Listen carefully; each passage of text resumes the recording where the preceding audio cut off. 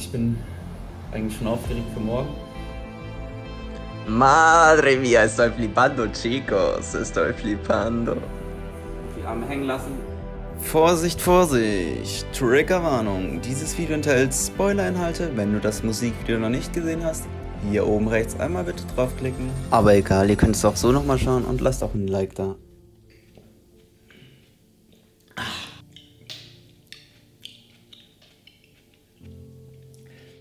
Ginger Shot hat mich am Leben erhalten, weil ich so wenig Schlaf hatte. Hat mich gesund gehalten, weil ich habe an einem Tag auf jeden Fall gespürt, ja, die Krankheit kommt in mir so hoch, weil man eben die ganze Nacht durchgearbeitet hat, weil wir eben neu nicht Zeit hatten. Ab dann ging es crazy, weil wir hatten nur 19 Tage, eben bis zum 15. November. Und als wir das erfahren haben, war es am 29. Oktober. Und da waren auch schon die ersten Ideen.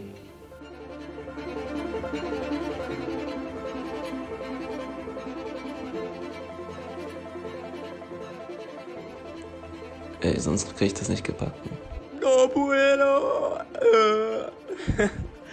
Hostia! Wir haben uns am Anfang einfach sehr, beziehungsweise die längste Zeit auch auf die Story konzentriert, weil eben Story das Wichtigste ist und wir wollten nicht irgendwie nur coole Shots oder irgendwie so liefern oder präsentieren. Wie ich auf die Story kam. Ich verbinde gern so die Sachen und dann entstehen bei mir eben die Dinge und deswegen bin ich auch ich habe mit der Musik geschlafen, absichtlich und unabsichtlich. Ich bin nachts aufgewacht, so um 6 Uhr morgens, die Musik läuft immer noch, weil es eine Dauerschleife war, aber ich bin auch eben mit der Musik, ich habe die viele gehört. Ich habe sie wirklich viel gehört, weil ich die eben studieren wollte, weil der Track von Hans Zimmer eben so emotional und also da steckt so viel dahinter, das kann man eigentlich in der kurzen Zeit auch nicht studieren. Aber so weit wie es ging, habe ich halt die Zeit genutzt, bin rausgerannt. Wirklich am Anfang war ich so gepackt von der Idee und allem, dass ich in den Wald gerannt bin. Und meine Emotionen sind einfach so übergekocht. Und ich bin auch joggen gewesen. Ich habe einfach immer mit der Musik so den Alltag gehabt.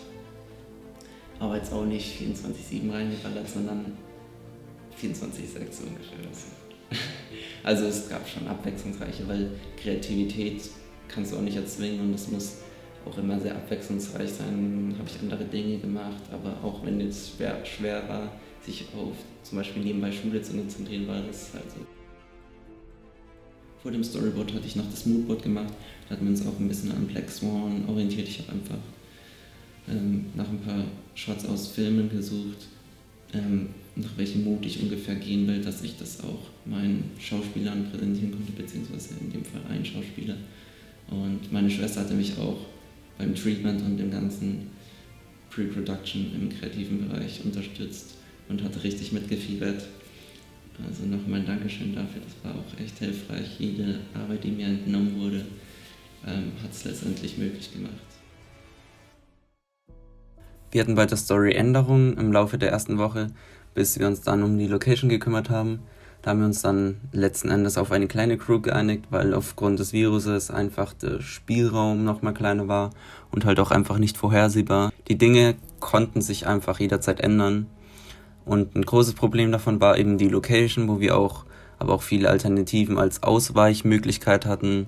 Da war es auch wirklich key, dass wir nicht nur Plan B und C haben, weil man eben mit allem rechnen musste und eben weil man noch zeitlich eingeschränkt war durch diese 2 Wochen. Aber der Tänzer Metin konnte das mit dem Zirkus in einem Telefonat klären, was die Sache natürlich sehr erleichtert hat. Und somit konnten wir die Story dann festigen. Ich konnte dann mit dem Storyboard beginnen und er währenddessen mit der Choreografie. Ah ja, und das dürfen wir auch nicht vergessen. 5 Tage vor dem Dreh habe ich dann auch mit dem Cello üben begonnen, da habe ich Noten zugekauft, aber der Rhythmus war sehr anspruchsvoll, gerade mit dem letzten Part, da es ja frei vom Rhythmus war. Das heißt, ich musste es durch oft das Zusammenspielen antrainieren, weil es ja an den Noten anders vermerkt war als in dem Originaltrack. Und auswendig lernen muss ich es natürlich auch. Wir sind gerade in der Pre-Production-Phase noch und wir haben gerade Rehearsal, spricht man das so aus? Was? Rehearsal, also Generalprobe sozusagen. Puta Mascarilla. Und der Dancer ist am Start. Wir sind, to be honest, eigentlich schon fast durch. Aber ich dachte, ich nehme euch trotzdem noch mit. Wir haben, wie viele Stunden haben wir schon? Von 12 Uhr. Seit 12 haben wir angefangen und jetzt ist es gleich 4.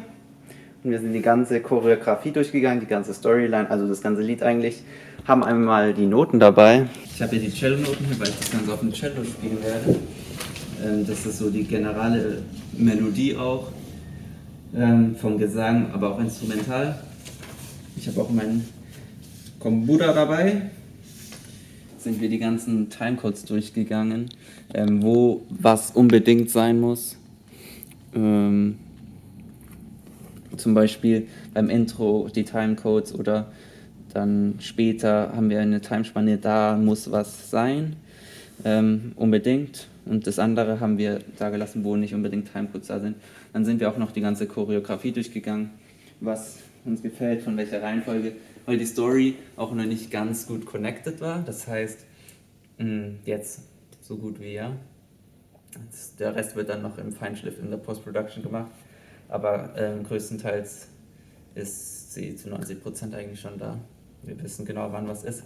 Hätten wir uns nicht getroffen, dann hätte ich gar keine Ahnung von der Choreografie des Tanzes gehabt, weil Meti die Choreografie selber entwickelt hat.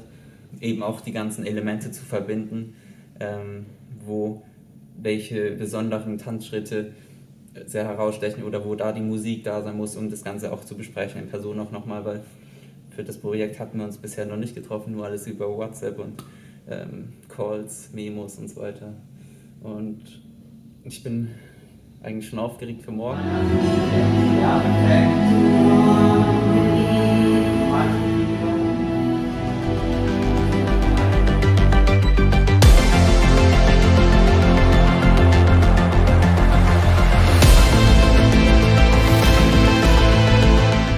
Wartet, was ihr hier gerade seht, ist 1 Stunde Aufbau. Wir kamen an, hätten wir wahrscheinlich vorher auch machen sollen, Location Scout.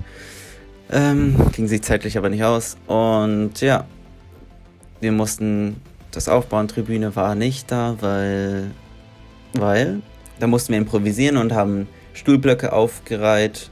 Und es war sehr viel Klump, das haben wir alles Backstage gepackt, bevor wir überhaupt loslegen konnten zu drehen. Und Cut!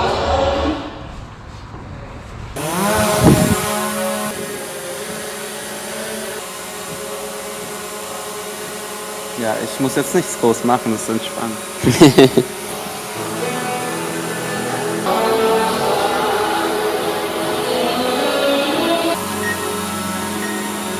Wo genau ist das Klo gewesen? Code 1, Code 110, nein, wie war der nochmal? Ist da raus, einmal um das Zelt herum, du musst sagen, beim Zwischengang hier links. Schnell nochmal. Das machen wir jetzt noch 3-mal insgesamt und dann gehen wir auch rein. 6, 5, 4, 3, 2, 1, go! Ja, das ist der Hack. Einfach eine kleine Box an den Gürtel hängen.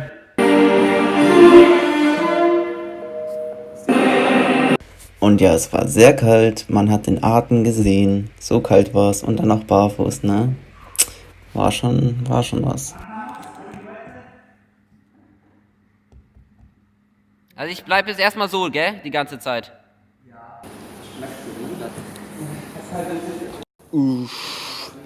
Man sieht dich ja kaum.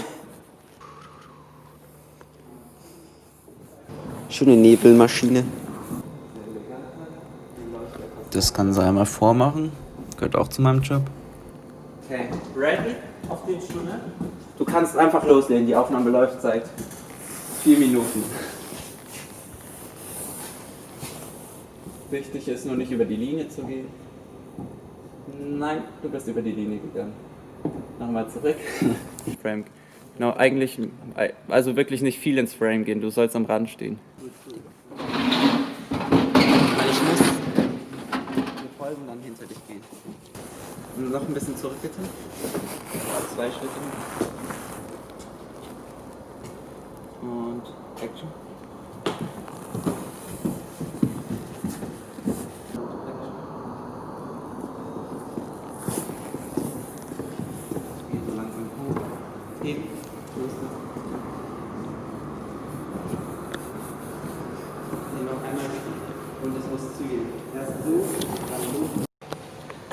was geht nach dem Cello spielen? Das ist jetzt die letzte Szene sozusagen. Ich habe Schnupfen, ich habe 2 Hoodies an. Das geht ab. Mein Assistant, Production Assistant, whatever, räumt da gerade auf. Schon mal. Und der Schauspieler, der Tänzer, zieht sich gerade um. Und wir filmen gerade die Szene. Die Kamera läuft immer noch, weil das eben eine Aufnahme sein muss. Für den Spiegel-Mirror-Effekt. Ich habe hier auch eine Markierung am Boden getan, deswegen bin ich auch in Socken. Genau da muss er sich nämlich hinstellen. Wir haben eine virtuelle Linie gesägt. Vorsichtig, was? Meine Füße sieht man. Nein. Genau, jetzt zieht er sich als weißer Dancer an.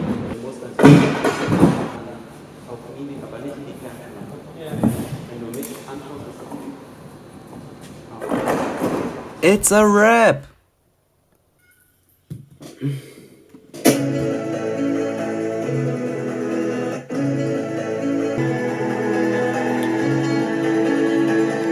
Ich muss beim Color Grading gar nicht so viel machen, weil wir viel im Set-Design schon festgelegt hatten.